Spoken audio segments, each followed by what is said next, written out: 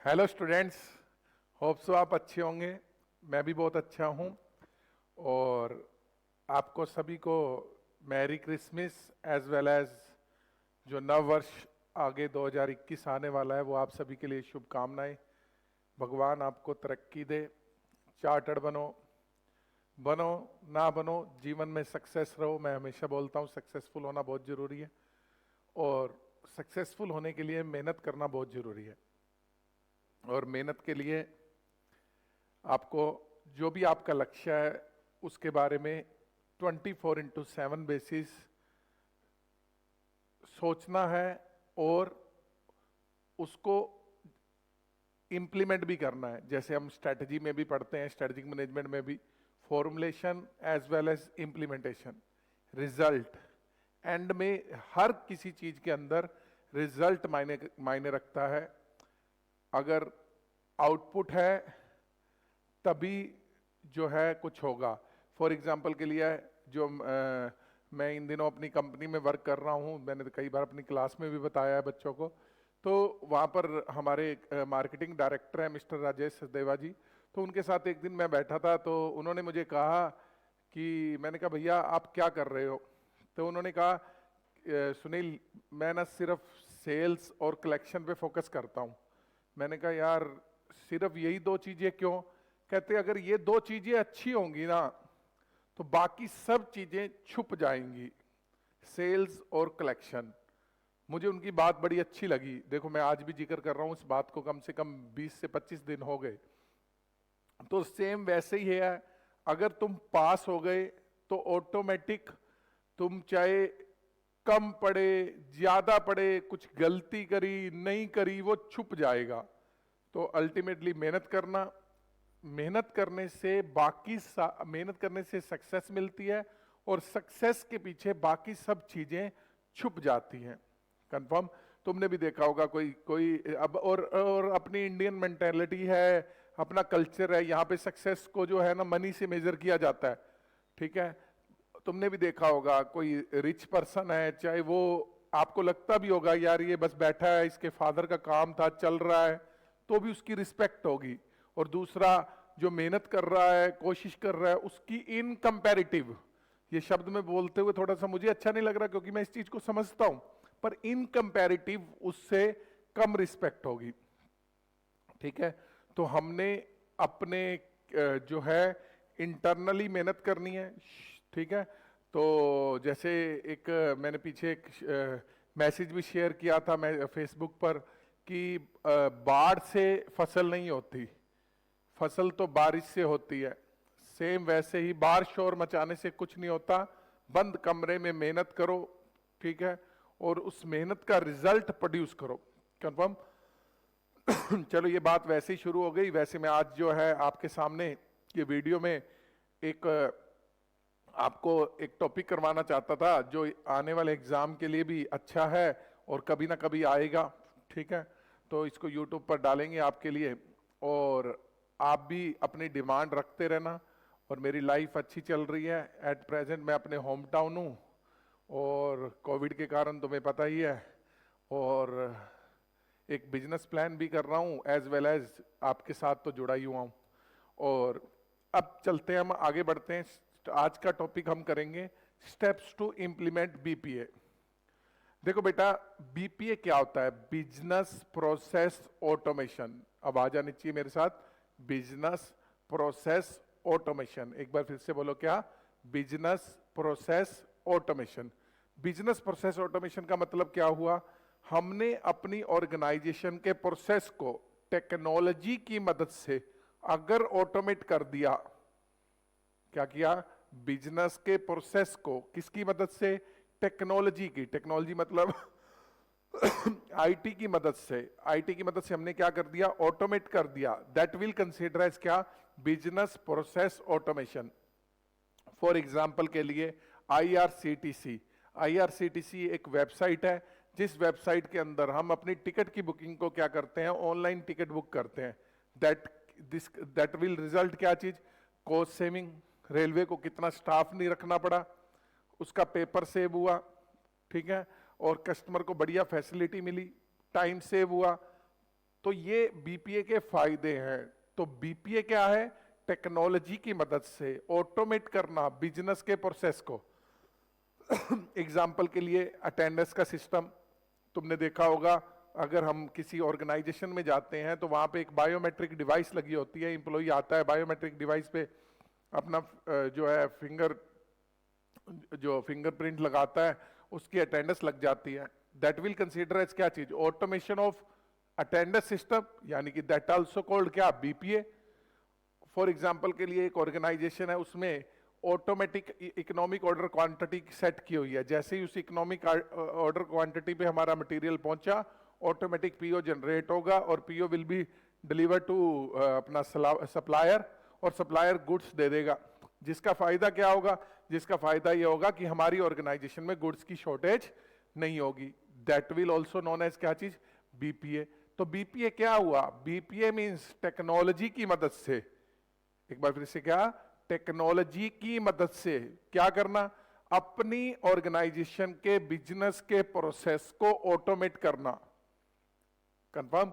तो अपने आईसीआई ने अपने मॉड्यूल में डेफिनेशन में क्या यूज किया हुआ है? It is the technology enable automation of business process. फिर से बोलो क्या? Technology enabled automation of business process, that will consider as क्या? बीपीए।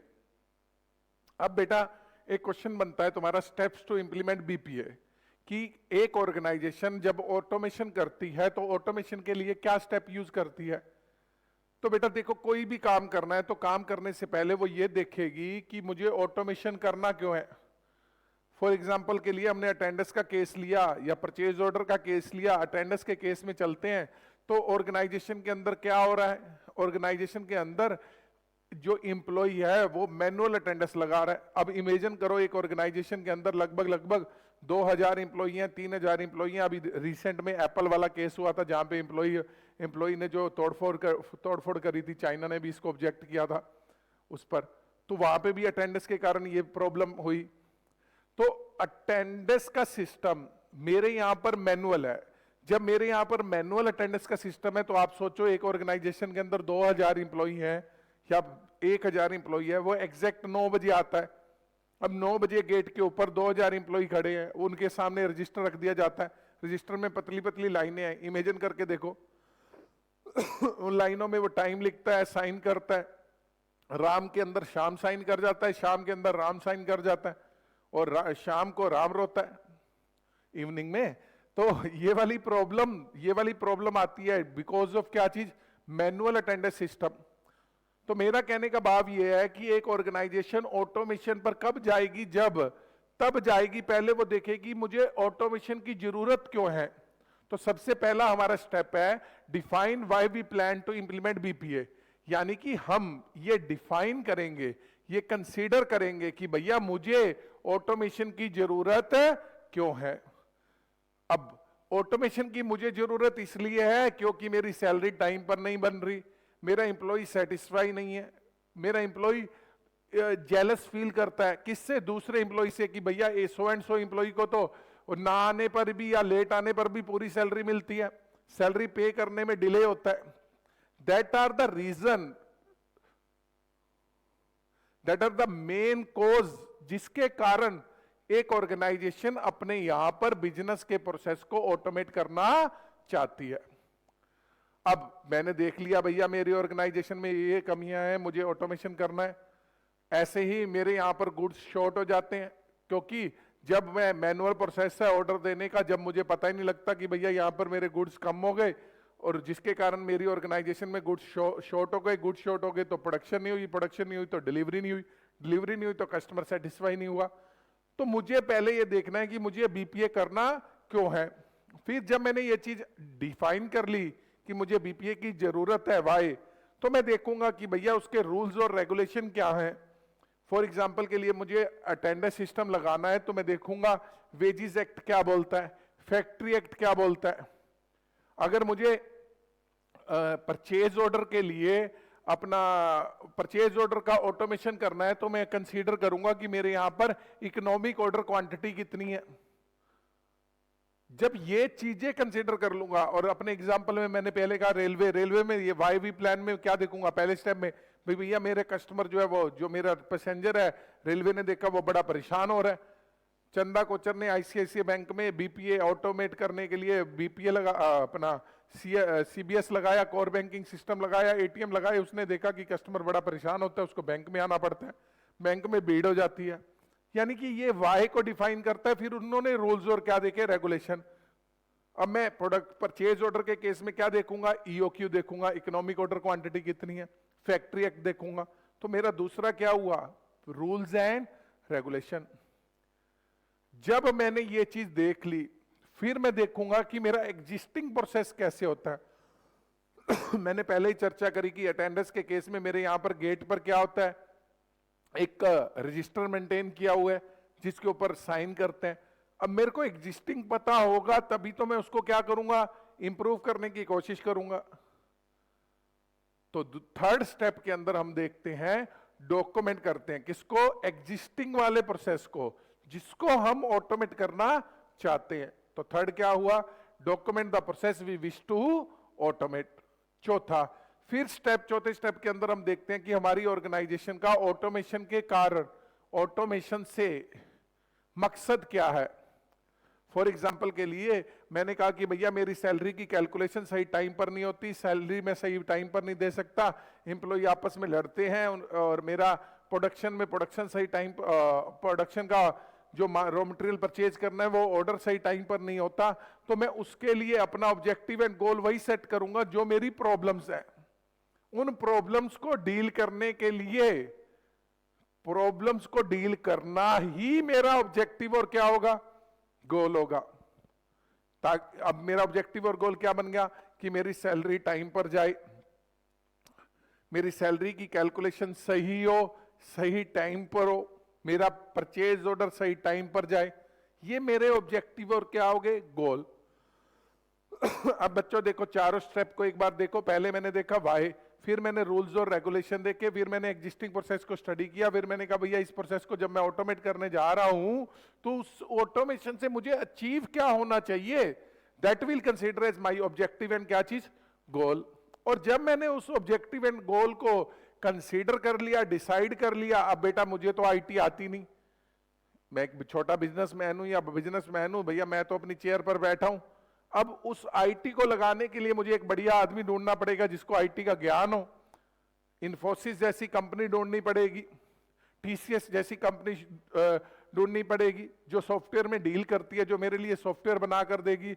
उससे मैं कंसल्टेंट से मिलूंगा, उसको कहूंगा भैया मुझे सो एंड सो टाइप का एक सिस्टम चाहिए। फॉर एग्जाम्पल के लिए हमने स्टूडेंट का जो है डेटाबेस मेंटेन करने के लिए एक सिस्टम बना रखा है, तो हमने किसी कंसल्टेंट को हायर किया था, उससे बात करी थी, उससे पूछा था कि भैया तुझे पहले कभी किसी स्टूडेंट का सॉफ्टवेयर बनाया है, यानी कि हम उसका एक्सपीरियंस देखेंगे, उसको देखेंगे कि उसको सो एंड सो हार्डवेयर और सॉफ्टवेयर की नॉलेज है या नहीं, उसको एंगेज करेंगे। उसको एंगेज करने के बाद जब हमारा कंसल्टेंट फाइनल हो गया, कंसल्टेंट फाइनल होने के बाद हम रिटर्न ऑन इन्वेस्टमेंट को कैलकुलेट करेंगे। इसमें हम देखेंगे कि हमने जो, अगर मेरे यहां पे ऑटोमेशन नहीं है, ऑटोमेशन ना होने के कारण मुझे नुकसान कितना होता था, अब ऑटोमेशन से मुझे फायदा क्या होगा, और उसके अवज में, उसके अगेंस्ट, उसके वर्सेस मुझे कितना पैसा खर्च करना पड़ेगा। अगर मुझे उससे होने वाला फायदा उसमें उससे होने वाली कॉस्ट से ज्यादा है, तभी तो मैं क्या करूंगा, ऑटोमेशन सोचूंगा। अगर एग्जांपल के लिए मेरे यहां आता ही एक एम्प्लॉई है मेरी ऑर्गेनाइजेशन में, अरे भैया जब मैं भी वहीं उसी दुकान में बैठा होता हूं, मुझे पता है मेरा एम्प्लॉई आता है, तो मैं क्या करूंगा, एक एम्प्लॉई है भैया, उसके लिए मैं ऑटोमेशन करके क्या करूंगा, तो मेरी कॉस्ट ही क्या हो गई, ज्यादा हो जाएगी। तो मैं कंसीडर करूंगा कि भैया मुझे ऑटोमेशन से फायदा होना चाहिए। अगर मुझे ऑटोमेशन से फायदा हो रहा है तो मैं कन्विंस करूंगा अपनी मैनेजमेंट को, मैनेजमेंट से बात करूंगा, उसको कहूंगा भैया ऑटोमेशन से अपनी ऑर्गेनाइजेशन को सो एंड सो फायदा होगा, मेरे एम्प्लॉय खुश होंगे, they are focus on work rather than on salary. जब मैंने ये चीजें देख ली, ये चीजें कंसीडर कर ली, ऑन पेपर बना लिया, फिर मैं उस बीपीए को डेवलप करूंगा। उस बीपीए को डेवलप करूंगा, मतलब कैसे? मैं अटेंडेंस के लिए अपने कार्ड लाऊंगा, इलेक्ट्रिक कार्ड, इलेक्ट्रॉनिक, उसके अंदर उन इंप्लॉइज का डेटा मेंटेन करूंगा। ये सब करने के बाद मैं उसको अपनी ऑर्गेनाइजेशन में लगा दूंगा। पर लगाने से पहले मुझे उस ऑटोमेशन के प्रोसेस को अच्छे से क्या करना चाहिए? टेस्ट करना चाहिए। ऐसा ना हो कि वो मैनुअल से भी भद्दा रिजल्ट दे, सबकी अटेंडेंस ही गलत करे और सबकी सैलरी कैलकुलेशन ही गलत करे। तो मुझे ऑर्गेनाइजेशन में, मैंने तुम्हें पहले भी कई बार बताया है कि जब भी ऑर्गेनाइजेशन, आईटी में जो भी ऑर्गेनाइजेशन किसी चीज को एक्चुअल असली जामा पहनाती है, तो उसके लिए एक शब्द यूज करते हैं हम आईटी के अंदर, लाइव। यानी कि ऑर्गेनाइजेशन लाइव होने से पहले अच्छे से उस सिस्टम को टेस्ट करेगी। ऐसा ना हो कि वो सिस्टम के रिजल्ट जो है वो सिस्टम मेल फंक्शन परफॉर्म करता है, नहीं, उसको हम पहले क्या कर लेंगे? टेस्ट कर लेंगे। फॉर एग्जांपल के लिए तुम फेसबुक पर लाइव होते हो, तो लाइव होने से पहले वो उसके अंदर वॉइस का ऑप्शन होता है, कई तरह के ऑप्शन होते हैं, तो वो तुमसे पूछता है, तो टेस्ट करेंगे लाइव होने से पहले। ये मेरे 8 स्टेप है। तो मैंने सबसे पहले अपने यहां पर प्रॉब्लम देखी, प्रॉब्लम के कारण देखे, भैया ये मुझे ऑटोमेशन ना होने के कारण ये नुकसान हो रहे हैं। फिर मैंने रूल्स एंड रेगुलेशंस को स्टडी किया कि भैया ये रूल्स एंड रेगुलेशंस को मुझे कंप्लाई करना है जब मैं ऑटोमेशन करूंगा। फिर मैंने जो है उस एग्जिस्टिंग प्रोसेस को स्टडी किया कि एग्जिस्टिंग प्रोसेस मेरा क्या है। फिर मैंने ऑब्जेक्टिव एंड गोल डिसाइड किए कि मुझे उस ऑब्जेक्टिव एंड गोल से जो मुझे ऑटोमेशन से मुझे क्या अचीव होना चाहिए। जब मैंने वो देख लिया तो फिर मैंने कंसल्टेंट हायर किया। कंसल्टेंट हायर करने के बाद मैंने उस जो अपना ऑटोमेशन का प्रोसेस लगाना है उससे मुझे फायदा हो रहा है या नहीं, मैंने आरओआई कैलकुलेट करी और फिर मैंने डेवलप किया ऑटोमेशन। और डेवलप करने के बाद उसको लगाने से पहले मैंने उससे अच्छे से क्या किया? टेस्ट किया। तो एक बार इसको अपनी बुक से देख लो, ये एग्जाम में आने के इसको चांसेस हैं इस क्वेश्चन के, तो इसमें हमें एक बार बुक से देख लेते हैं इसको।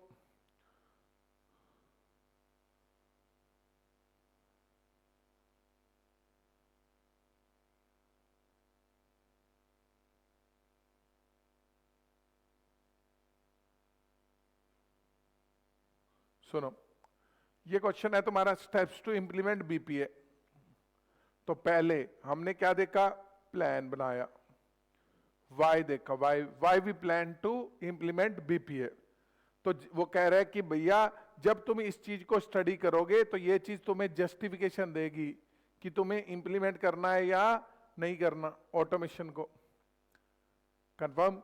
तो यहां पर हम पहले में वाई, कंफर्म, वाई में हम एग्जाम्पल के लिए लिख सकते हैं सैलरी नॉट एक्यूरेट कैलकुलेटेड। समझे? मेरी सैलरी एक्यूरेट नहीं कैलकुलेट हो रही, ये मेरा कारण है जिस कारण से मैं ऑटोमेशन लगा रहा हूं। फिर रूल्स एंड रेगुलेशन स्टडी करूंगा। इसमें मेरे को एप्लीकेबल लॉज और किसको? रेगुलेटरी को देखना है। इसमें क्या लिख सकता हूं एग्जांपल के लिए? Factory act. फिर document the process we wish to automate. मुझे एग्जिस्टिंग वाले प्रोसेस को स्टडी करना है, तो अच्छे से अंडरलाइन कर लेना word, the current process, the current process which we plan to be automated need to be correctly and completely documented at this step. Confirm? अब objective and goal, objective and goal में मैं example लिख सकता हूं timely prepare हो salary. This enable the developer and user to understand the reason for going BPA. The goals need to be precise and clear. Clear goal होगा तभी तो मैं उसको फुलफिल कर पाऊंगा। मुझे पता होना चाहिए कि मुझे क्या अचीव करना है। अब मुझे कंसल्टेंट लाना है। कंसल्टेंट मुझे कैसा लाना है? एक्सपर्ट लाना है। तो यहां पर एग्जांपल लिख सकता हूं इंफोसिस। इंफोसिस इन्फोसिस जैसी कंपनी ढूंढने के बाद फिर मैंने ROI, TCS लिख सकता हूं एग्जाम्पल के लिए, TCS। अब मैंने क्या निकाली, ROI में मेरे को क्या देखना है कि मेरे भैया जो बेनिफिट्स हैं दैट शुड बी क्या चीज, ग्रेटर देन क्या चीज, कॉस्ट। उसी से ही मेरी मैनेजमेंट कन्विंस होगी। तो इसका मकसद क्या होता है, कन्विंस करना। किसको कन्विंस करना, मैनेजमेंट को। अब डेवलपमेंट ऑफ BPA, यहां पर बेटा 3 शब्द ध्यान से सुनना। मैंने तुम्हें कई बार बताया है कि सॉफ्टवेयर जब भी बनाना होता है, जब भी लगाना होता है, तो उसको हमारे घर में लाने के, हमारे ऑर्गेनाइजेशन में लाने के 3 तरीके होते हैं। हम कि पहला किसी डेवलपर से बात करते हैं, उसको कहते हैं भैया ये मेरे लिए सॉफ्टवेयर बना दे, वो मेरे लिए बनाता है, मैं उसको लगाता हूं। दूसरा, हम बाजार में जाते हैं, अलग अलग सॉफ्टवेयर स्टडी करते हैं, उनमें से कोई एक सॉफ्टवेयर ले आते हैं और उसको लगाते हैं। एक हम थोड़े बहुत चेंजेस करवाते हैं। तो once the top management grant the approval, right business solution मतलब वो सॉफ्टवेयर, उसको मैं प्रोक्योर करूंगा मतलब खरीदूंगा, और डेवलप करूंगा, बनाऊंगा, और फिर उसको क्या करूंगा, इंप्लीमेंट करूंगा। तो या 2 तरीके होते हैं, या तो प्रोक्योर करके इंप्लीमेंट करते हैं, या डेवलप करके क्या करते हैं, इंप्लीमेंट। एक कस्टमाइज भी होता है जिसमें प्रोक्योर करके थोड़े बहुत चेंजेस करवा के हम क्या करते हैं, इंप्लीमेंट। तो ये 2 शब्द हमेशा याद रखना सॉफ्टवेयर के, क्या, प्रोक्योरमेंट एंड इंप्लीमेंटेशन, और दूसरा डेवलपमेंट एंड इंप्लीमेंटेशन। इंप्लीमेंटेशन तो होगा ही होगा। हमने क्लास की शुरुआत ही ऐसे करी थी, हमने कहा था भैया कोई भी काम करना है तो उसके लिए प्लानिंग भी होनी चाहिए, इंप्लीमेंटेशन भी होनी चाहिए। अब सॉफ्टवेयर है, उसको खरीद के लगाओगे नहीं तब तक काम कैसे होगा। तो प्रोक्योरमेंट एंड इंप्लीमेंटेशन और डेवलपमेंट एंड इंप्लीमेंटेशन। और लास्ट पॉइंट क्या है, मुझे लाइव होने से पहले बीपीए अच्छे से क्या करना है, टेस्ट। आगे बात समझ। और फिर लास्ट में मैं तुम्हें जैसे इसको याद करवाता हूं तो मैं तुम्हें इसको फटाफट याद करवा देता हूं। इससे पीछे हमने एक क्वेश्चन किया था अपना, एक development and implementation of CBS, जो एग्जाम में आने के बहुत चांसेस हैं। अब ये क्वेश्चन को हम करने से पहले देखो, पहला हमने देखा था कि ऑर्गेनाइजेशन क्यों जा रही है, why we plan to implement BPA। दूसरा हमने रूल्स एंड रेगुलेशन को स्टडी किया था। तीसरा डॉक्यूमेंट द एग्जिस्टिंग प्रोसेस को स्टडी किया था। चौथा हमने ऑब्जेक्टिव एंड गोल डिसाइड किया था। पांचवा हमने कंसल्टेंट अपॉइंट किया था। छठा ROI निकाली थी। फिर हमने उसको डेवलप किया था, और उसको लगाने से पहले क्या किया था, टेस्ट। कंफर्म।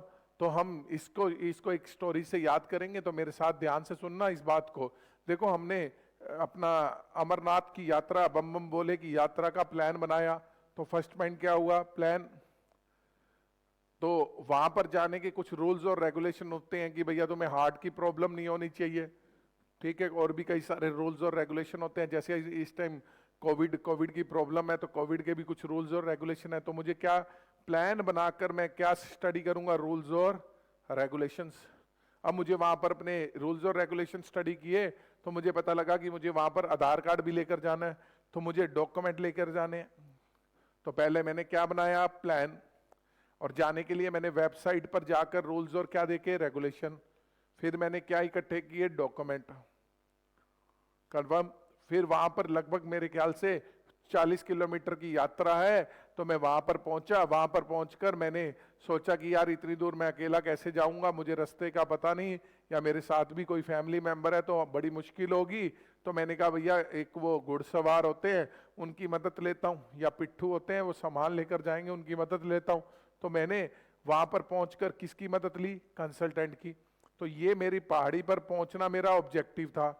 तो 4th पॉइंट हुआ ऑब्जेक्टिव, उसके लिए मैंने मदद किसकी ली, कंसल्टेंट की। अब कंसल्टेंट कहता है भैया मैं तो 10,000 रुपये लूंगा। फिर मैंने सोचा हेलीकॉप्टर वाले से पूछता हूँ कितने पैसे लूंगा। तो हेलीकॉप्टर वाले ने कुछ बताया, कंसल्टेंट ने कुछ बताया। तो मैंने उन दोनों में से देखा कौन सा बढ़िया रहेगा। तो मैंने क्या निकाली, ROI। तो मैंने सोचा कि भैया जो ये कंसल्टेंट है यही बढ़िया रहेगा। तो मैं उसकी मदद से आगे बढ़ता गया। डेवलपमेंट, रास्ते में कोई इस एक तरफ नदी है, कोई और प्रॉब्लम ना हो, तो मैं रास्ते में एक एक चीज को चेक करता गया, कोई पत्थर ना लग जाए, कोई कांटा ना लग जाए। यानी कि मैंने एक एक चीज को क्या किया, टेस्ट किया। तो पहले मैंने बम बम बोले भगवान शिव के दर्शन करने के लिए प्लान बनाया। रूल्स और रेगुलेशन स्टडी किए, डॉक्यूमेंट उठाए, डॉक्यूमेंट वहां पहुंच गया, वहां पहुंचते ही वो पहाड़ी पर मेरा ऑब्जेक्टिव और क्या है, गोल है, उसके लिए कंसल्टेंट की मदद ली। अब कंसल्टेंट की मदद लेकर मैंने क्या निकाला, आरओआई। आरओआई निकालने के बाद मैं आगे बढ़ता गया, आगे बढ़ने को बोल दिया डेवलप, और मैं अल्टीमेटली वहां पर रास्ते में टेस्ट करते हुए पहुंचा, मतलब टेस्टिंग। एक बार फिर से बताओ मुझे, 8वां पॉइंट पहला क्या था, प्लान। मैंने प्लान बनाया, पहला क्या था, प्लान। फिर मैंने प्लान के बाद वेबसाइट पर क्या स्टडी किए, rules and regulation. Rules and regulation जब मैंने स्टडी किए तो मेरे रूल्स एंड रेगुलेशन स्टडी करने के बाद मुझे डॉक्यूमेंट उठाने पड़े, आधार कार्ड वगैरह डॉक्यूमेंट। अब मैं वहां पहुंच गया, पहुंचते ही मेरा वो पहाड़ी पर जाना मेरा ऑब्जेक्टिव और क्या है, गोल। उसके लिए मैंने क्या हायर किया, कंसल्टेंट, उससे पैसे पूछे, आरओआई, आगे बढ़ना डेवलपमेंट, रास्ते में चेक करते हुए जाना, टेस्टिंग। एक बार फिर से लास्ट बार, पहला क्या था, प्लान। पहला क्या, प्लान। घर पे क्या स्टडी किए, रूल्स एंड रेगुलेशन। फटाफट क्या उठाए, डॉक्यूमेंट। पहुंच गया अमरनाथ, पहाड़ी पर जाना, ऑब्जेक्टिव एंड गोल। मदद लूंगा किसकी, कंसल्टेंट की, पैसे पूछूंगा, आरओआई, आगे बढ़ा डेवलपमेंट, चेक करते हुए टेस्टिंग। कंफर्म। तो ये मेरा क्वेश्चन था, क्या चीज, steps to implement BPA. Confirm. पहले हम देखेंगे कि ऑर्गेनाइजेशन को ऑटोमेशन की जरूरत क्यों है, ऑटोमेशन की जरूरत क्यों है, why we plan to implement BPA. फिर उस ऑटोमेशन के इंप्लीमेंट करने के समय कौन कौन से मुझे रोल्स एंड रेगुलेशन को स्टडी करना है। जैसे अगर मैंने को ऑटोमेट करना है परचेज ऑर्डर को, तो मुझे इकोनॉमिक ऑर्डर क्वांटिटी को डिफाइन करना होगा ना, कि भैया इस ऑर्डर पे आते ही चला जियो, तो ये रूल्स हो गया ना, एक तरह से मेरा फैक्ट्री एक्ट रूल हो गया ना। फिर मुझे एग्जिस्टिंग प्रोसेस को डॉक्यूमेंट करना है, स्टडी करना है कि भैया एग्जिस्टिंग में काम कैसे हो रहा है, समझ रहे हो मेरी बात। फिर जब मैंने ये एग्जिस्टिंग प्रोसेस को स्टडी कर लिया, तो मैंने देखना है कि एग्जिस्टिंग प्रोसेस की क्या क्या खामियां हैं, उस खामियों को दूर करना मेरा ऑब्जेक्टिव और क्या है, गोल। ऑब्जेक्टिव एंड गोल जो मेरा है उसको दूर करने के लिए मैंने अपॉइंट क्या किया, कंसल्टेंट। कंसल्टेंट मेरा कैसा होना चाहिए, एक्सपर्ट। अब मैं सॉफ्टवेयर को डेवलप करके इंप्लीमेंट करवाऊंगा या प्रोक्योर करके क्या करवाऊंगा, इंप्लीमेंट। और आरओआई निकालूंगा ऑर्गेनाइजेशन की मैनेजमेंट को कन्विंस करने के लिए, और मैनेजमेंट कन्विंस होगी तो डेवलप करवाऊंगा, और फिर लाइव होने से पहले, एक्चुअल में उसको ऑर्गेनाइजेशन में लगाने से पहले क्या करूंगा, टेस्ट। होप सो तुम्हें मेरी बात समझ आ गई होगी। लास्ट बार देखेंगे, घर पर थे हमने वैष्णो देवी अमरनाथ जाने का क्या बनाया, प्लान। वहां के क्या स्टडी किए, रूल्स एंड रेगुलेशन। क्या उठाए, डॉक्यूमेंट। वहां पहुंच गया, कंसल्टेंट की मदद ली, आरओआई निकाली, कंसल्टेंट की मदद ली, आरओआई निकाली, आगे बढ़ा डेवलपमेंट और टेस्ट करते हुए टेस्टिंग। तो पहला प्लान, दूसरा रूल्स एंड रेगुलेशन, तीसरा डॉक्यूमेंट। फिर मैंने अपना ऑब्जेक्टिव एंड गोल सेट किया, पीछे रह गया था एक point, objective and goal. Consultant की मदद ली, कंसल्टेंट, आरओआई निकाली, आगे बढ़ा डेवलपमेंट और टेस्टिंग। कंफर्म। ये मेरा था स्टेप्स टू इंप्लीमेंट बीपीए। तो इसको हम यहीं पर ही खत्म करते हैं। जैसे ही हम क्लास को खत्म करते हैं तो हम बोलते हैं जय हिंद जय भारत। तो मेरे साथ एक बार दिल से बोल दो, जय हिंद जय भारत, गॉड ब्लेस यू।